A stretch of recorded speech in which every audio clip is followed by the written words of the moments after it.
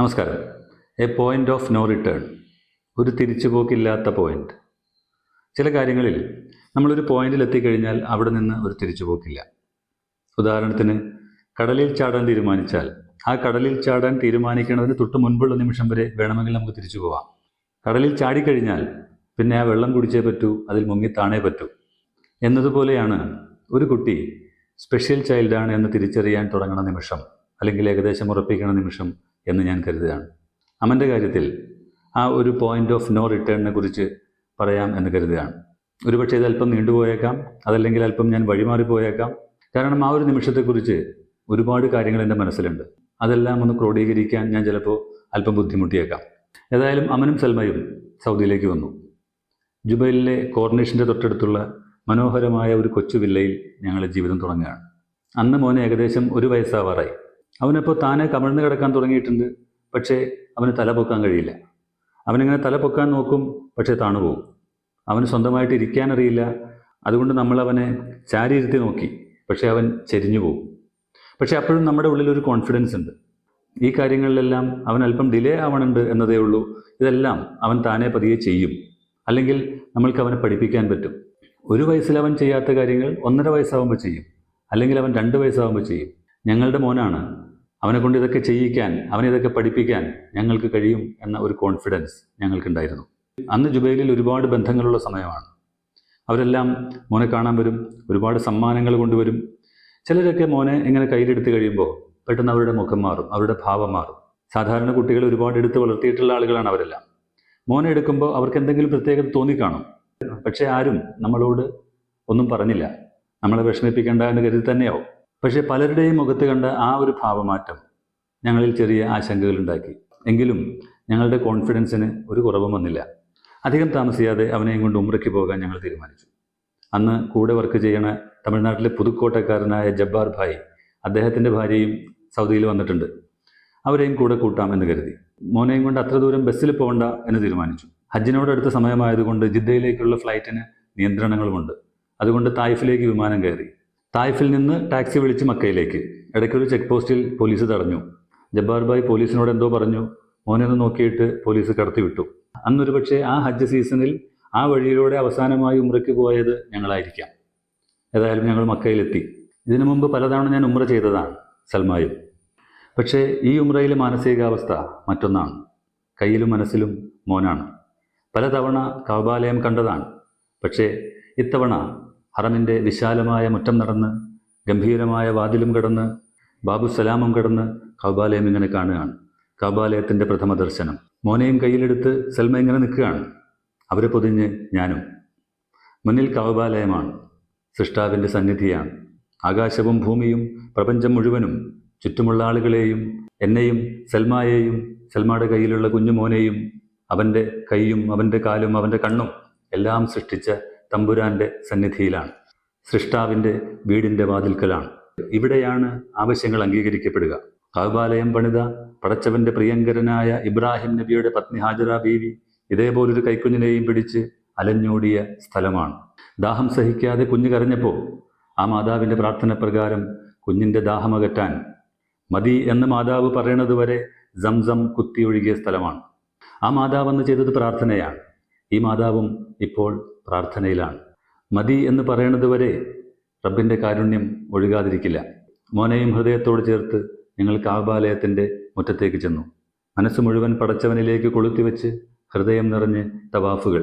ഹജറ ബീവിയുടെ ഓട്ടത്തിൻ്റെ അലച്ചിലിൻ്റെ ഉൾക്കൊള്ളലായി സയ്യ്. ഇതെല്ലാം വളരെ ഭംഗിയായി നിർവഹിച്ച് ഉംറ പൂർത്തിയാക്കി അൽഹംദുലില്ലാ പറഞ്ഞ് ഞങ്ങൾ പുറത്തേക്കിറങ്ങി. പിറ്റേ ദിവസമാണ് തിരിച്ചു പോകാനുള്ള ഫ്ലൈറ്റ്. അതുകൊണ്ട് മക്ക സന്ദർശിക്കാമെന്ന് തീരുമാനിച്ചു. റസൂലിൻ്റെ വീടും സഹാബാക്കളുടെ നടവഴികളും ദീനിൻ്റെ ചരിത്ര വഴികളും എല്ലാം കണ്ടു. അറഫയും മിനയും എല്ലാം ആളില്ലാതെ കണ്ടു. പിറ്റേ ദിവസമായി. ഇന്ന് മോൻ്റെ 1ാമത്തെ പിറന്നാളാണ്. ഈ പിറന്നാളും ഉംറയും യാദൃശ്ചികമായിട്ട് ഒത്തുവന്നതാണ്. ഇന്ന് ജുബൈലിലേക്ക് തിരിക്കണം. ജബ്ബാർ ഭായിയും ഭാര്യയും 2 ദിവസം കൂടി മക്കയിൽ തങ്ങാൻ തീരുമാനിച്ചിരിക്കുകയാണ്. അതുകൊണ്ട് ഞങ്ങൾ മാത്രമാണ് ഇന്ന് മടങ്ങുക. മക്കയിൽ നിന്ന് തിരിച്ചു പോകുന്നതിന് മുൻപ് കഅബാലയത്തോട് വിട പറയണം. അതിന് വീണ്ടും വിദാഇൻ്റെ തവാഫ് ചെയ്യണം. 7 വട്ടം കഅബയെ വലം വയ്ക്കണം. അങ്ങനെ ഞാനും സൽമയും മോനും കൂടി വീണ്ടും ഹറമിലെത്തുകയാണ്. ഈ തവാഫിനിടയിൽ മോനെ ഒന്ന് ഹജറുൽ അസ്വദ് കാണിക്കണം എന്നൊരാഗ്രഹം. 7ാമത്തെ തവാഫിനൊടുവിൽ ഞാൻ ഹജറുൽ അസ്വദിൻ്റെ ഭാഗത്തേക്ക് ചെല്ലുകയാണ്. ഹജ്ജിനോടടുത്ത സമയമായതുകൊണ്ട് വലിയ തിരക്കൊന്നുമില്ല. പക്ഷേ ആ തിരക്കിലും മോനെയും കൊണ്ട് എനിക്ക് ഹജറുൽ അസ്വദിൻ്റെ അടുത്തേക്ക് പോകാൻ പറ്റണില്ല. ഞാനിങ്ങനെ മോനെയും പൊക്കിപ്പിടിച്ച് നിന്നു. പെട്ടെന്ന് എൻ്റെ കയ്യിൽ നിന്ന് മോനങ്ങ് പോയി. ഞാൻ സ്തംഭിച്ചു പോയി. അതേ നിമിഷം എൻ്റെ കയ്യിലേക്ക് അവൻ തിരിച്ചു വന്നു. സ്ഥലകാലബോധം വീണ്ടെടുത്ത് ഞാൻ നോക്കുമ്പോൾ ആ ഹജറുൽ അസ്വദിൻ്റെ ചുറ്റും ആളുകളെ നിയന്ത്രിച്ചുകൊണ്ട് നിന്ന പോലീസുകാരൻ മോനെ എൻ്റെ കയ്യിൽ നിന്ന് വാങ്ങി ഹജറുൽ അസ്വദിലൊന്ന് മുട്ടിച്ച് എൻ്റെ കയ്യിലേക്ക് തിരിച്ചു തന്നതാണ്. അൽഹംദുലില്ലാ പറഞ്ഞ് ഞാൻ അദ്ദേഹത്തോട് സലാം പറഞ്ഞ് ഞാൻ അവിടെ നിന്നും തിരിച്ചു നടന്നു. ഞങ്ങളവിടെ നിന്ന് മുറിയിലേക്ക് തിരിച്ചുപോയി. വൈകിട്ടാണ് ഫ്ലൈറ്റ്. എല്ലാം ഭംഗിയായി നിർവഹിച്ചു. എല്ലാ കാര്യങ്ങളും റബ്ബിനോട് പറഞ്ഞിട്ടുണ്ട്. ഒരു തീരുമാനം വേണം എന്നാവശ്യപ്പെട്ടിട്ടുണ്ട്. അല്പം റെസ്റ്റ് എടുക്കാൻ മുറിയിൽ കിടന്നു. ഒരു കട്ടിലിൽ സൽമ, മറ്റേ കട്ടിലിൽ ഞാൻ. എൻ്റെ മാറത്ത് മോനിങ്ങനെ കിടക്കുകയാണ്. ജബ്ബാർ ഭായിയും ഭാര്യയും അടുത്ത മുറിയിലുണ്ട്. അവൻ എൻ്റെ മാറിൽ ഇങ്ങനെ കിടക്കുമ്പോൾ അവൻ ഇടയ്ക്ക് ഇങ്ങനെ തിരിഞ്ഞു മറിയും. ഇടയ്ക്ക് ഇങ്ങോട്ട് തിരിയും, ഇടയ്ക്ക് അങ്ങോട്ട് തിരിയും. അവൻ അങ്ങനെ കിടന്ന് കളിക്കുകയാണ്. കുറച്ച് കഴിയുമ്പോൾ അങ്ങനെ തിരിയണില്ല. ഞാൻ മുട്ടി നോക്കി, അനക്കമില്ല. ചാടി എഴുന്നേറ്റ് ഞാൻ അവനെ ആ ബെഡിലേക്ക് കിടത്തി നോക്കുമ്പോൾ അവൻ്റെ കണ്ണിങ്ങനെ മുകളിലേക്കാണ്. ഞാൻ തട്ടി വിളിച്ചു, അനക്കമില്ല. എൻ്റെ ശബ്ദം കേട്ട് സൽമ ചാടി എഴുന്നേറ്റു. സൽമായും ബഹളമായി. ആ ബഹളം കേട്ട് ജബ്ബാർ ഭായിയും ഭാര്യയും കൂടി ഓടി വന്നു. ജബ്ബാർ ഭായി ഒരൊറ്റ നോട്ടം നോക്കി മോനെ വാരിയെടുത്തുകൊണ്ട് ഒറ്റ ഓട്ടമാണ്. ഞാൻ പുറകെ ഓടി. അദ്ദേഹം ഒരു ടാക്സി തടഞ്ഞു നിർത്തി അതിലേക്ക് ഓടിക്കയറി. പുറകെ ഞാനും കയറി. പുറകെ സൽമായും കയറി. നേരെ ഹോസ്പിറ്റലിലേക്കാണ്. ഹോസ്പിറ്റലിൽ അവനെ ഒരു കട്ടിലിൽ കിടത്തുമ്പോൾ അവൻ്റെ കൈ ഇങ്ങനെ ജെർക്ക് ചെയ്യുകയാണ്, ഇങ്ങനെ വിറയ്ക്കുകയാണ്. ഉടനെ അവരൊരു ഇഞ്ചക്ഷൻ കൊടുത്തു. അവൻ്റെ ആ വിറയൽ നിന്നു. അവൻ ഉറങ്ങി. ജബ്ബാർ ഭായി എന്നെ ചേർത്ത് പിടിച്ച് പറഞ്ഞു, കവളപ്പെടാതെ നിഷാദ്, ഇത് മക്കയാണ്, പേടിക്കണ്ട. ഞാൻ ജബ്ബാർ ഭായിയെ ചേർത്ത് പിടിച്ചു. അദ്ദേഹം എൻ്റെ പുറത്ത് തട്ടി. ഭാര്യ ഒറ്റയ്ക്കായതുകൊണ്ട് അദ്ദേഹത്തോട് തിരിച്ച് റൂമിലേക്ക് പോയിക്കൊള്ളാൻ ഞാൻ പറഞ്ഞു. അദ്ദേഹം തിരിച്ചു പോയി. കുറേ കഴിഞ്ഞൊരു ഡോക്ടർ വന്നു. ഒരു സിറിയക്കാരിയായ മധ്യവയസ്കയാണ് ഡോക്ടർ. മോനെ ഒന്ന് പരിശോധിച്ച് ഡോക്ടർ പറഞ്ഞു, മോന് വന്നത് ഒരു സീഷറാണ്. ഇത് പല കാരണങ്ങൾ കൊണ്ട് വരാം. മോൻ്റെ കാര്യത്തിൽ അവൻ്റെ ഡെവലപ്മെൻറ്റ്സ് എല്ലാം വളരെ പുറകിലാണ്. നിങ്ങൾ ഫർദർ ചെക്കപ്സിലേക്ക് പോകണം. ഇവിടെ അത് വലിയ എക്സ്പെൻസീവാണ്. അതുകൊണ്ട് എത്രയും പെട്ടെന്ന് നിങ്ങൾ ഇന്ത്യയിലേക്ക് തിരിച്ചു പോകണം. അവിടെ കൂടുതൽ വിശദമായ ടെസ്റ്റുകൾ നടത്തി അവന് നിങ്ങൾ ട്രീറ്റ്മെൻറ്റ് കൊടുക്കണം. ഞാൻ ചോദിച്ചു, സെറിബ്രൽ പാൽസി ആണോ? ഡോക്ടർ പറഞ്ഞു, നോട്ട് ഷുവർ, ചിലപ്പോൾ ആകാം, ചിലപ്പോൾ മറ്റെന്തെങ്കിലും ആകാം. സൽമ എന്നെ നോക്കി ചിരിച്ചു.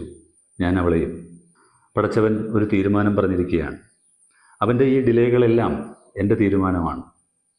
ഞാൻ നിങ്ങളെ ഏൽപ്പിച്ചിരിക്കുന്നത് വളരെ പ്രത്യേകതയുള്ള ഒരു കുഞ്ഞിനെയാണ്. അല്ലെങ്കിൽ വളരെ പ്രത്യേകതകളുള്ള ഒരു കുഞ്ഞിനെ നിങ്ങളെയാണ് ഞാൻ ഏൽപ്പിച്ചിട്ടുള്ളത്. അവൻ എനിക്ക് വളരെ പ്രിയപ്പെട്ടവനാണ്. നിങ്ങൾ എങ്ങനെ അവനെ സംരക്ഷിക്കും, നിങ്ങൾ എങ്ങനെ അവനെ കൈകാര്യം ചെയ്യുന്നു എന്നത് നിരന്തരമായി ഞാൻ നോക്കിക്കൊണ്ടിരിക്കും. ഹോസ്പിറ്റലിൽ നിന്ന് തിരിച്ച് റൂമിലെത്തിയപ്പോൾ ജബ്ബാർ ഭായിയും ഭാര്യയും ഓടി വന്നു. ഡോക്ടറിനെ ചൊല്ലിയാച്ച് നിഷാദ്. ഞാൻ പറഞ്ഞു, ഇന്ത്യയിലേക്ക് പോയി കൂടുതൽ ചികിത്സിക്കാൻ പറഞ്ഞു. ജബ്ബാർ ഭായ് എന്നെ കെട്ടിപ്പിടിച്ചു. ഇത്ത സൽമായുടെ കയ്യിൽ നിന്ന് മോനെ വാങ്ങി. അവരുടെ കണ്ണപ്പോൾ നിറഞ്ഞിട്ടുണ്ട്. അവരോട് യാത്ര പറഞ്ഞ് ഞങ്ങൾ ജുബൈലിലേക്ക് പോകാൻ എയർപോർട്ടിലേക്ക് പോയി. 15 കൊല്ലം മുൻപ് നടന്ന സംഭവമാണ്. ജബ്ബാർ ഭായ് അന്ന് കടുത്ത ഷുഗർ പേഷ്യൻ്റാണ്. ഫാത്തിമത്ത കടുത്ത ഹാർട്ട് പേഷ്യൻറ്റും. അതിനുശേഷം ഒരു 2-3 കൊല്ലം കൂടി അവരുമായി നിരന്തരം ബന്ധമുണ്ടായിരുന്നു. ഇടയ്ക്കെപ്പോഴോ അവർ നാട്ടിലേക്ക് പോയി എന്ന് കേട്ടു. പിന്നെ അവരെക്കുറിച്ച് ഒരു വിവരവും ഇതുവരെ കിട്ടിയിട്ടില്ല. ജുബൈലിലുള്ള പലരോടും ഞങ്ങൾ അവരെക്കുറിച്ച് അന്വേഷിക്കാൻ പറഞ്ഞു. പക്ഷേ ഒരു വിവരവും കിട്ടിയില്ല. സൽമ എപ്പോഴും അവരെക്കുറിച്ച് ഇങ്ങനെ ഓർമ്മിച്ചുകൊണ്ടിരിക്കും. ഒരു 5-6 മാസം മുൻപ് എൻ്റെ കമ്പ്യൂട്ടറിൽ നിന്ന് ജബ്ബാർ ഭായിയുടെ ഒരു പാസ്പോർട്ടിൻ്റെ കോപ്പി കിട്ടി. വിസ അപ്ലൈ ചെയ്യാനോ മറ്റോ എൻ്റെ കയ്യിൽ പണ്ട് തന്നതാണ്. ആ അഡ്രസ്സിലേക്ക് ഞാനൊരു കത്തയച്ചു. പരിചയമുള്ള ഒരാളെ കൊണ്ട് തമിഴിൽ എഴുതിച്ചാണ് അയച്ചത്. പക്ഷേ ആ കത്ത് തിരിച്ചു വന്നു. ഇന്നത്തെ കാലത്ത് ഒരാളെ കണ്ടുപിടിക്കാൻ എത്ര ബുദ്ധിമുട്ടാണോ എന്ന് ചോദിക്കും. ഒരു തുമ്പ് കിട്ടിയാൽ എങ്ങനെയും ഞാൻ കണ്ടുപിടിക്കും. അദ്ദേഹം പുതുക്കോട്ടക്കാരനാണെന്ന് എനിക്കറിയാം. പുതുക്കോട്ടയിലെ ജഗതപ്പട്ടണക്കാരനാണെന്ന് എനിക്കറിയാം. അദ്ദേഹത്തിൻ്റെ ആരോഗ്യാവസ്ഥ എന്താണെന്നോ രോഗാവസ്ഥ എന്താണെന്നോ എനിക്കറിയില്ല. ഇന്നും സൽമ പറഞ്ഞു, ആ അഡ്രസ്സ് തപ്പി നമുക്കൊന്ന് പോകണം, ഒന്ന് അന്വേഷിക്കണം. മോനെയും കൊണ്ട് ആദ്യമായി ഹോസ്പിറ്റലിലേക്ക് ഓടിയ മനുഷ്യനാണ്. വിവരമറിയണം. നമസ്കാരം.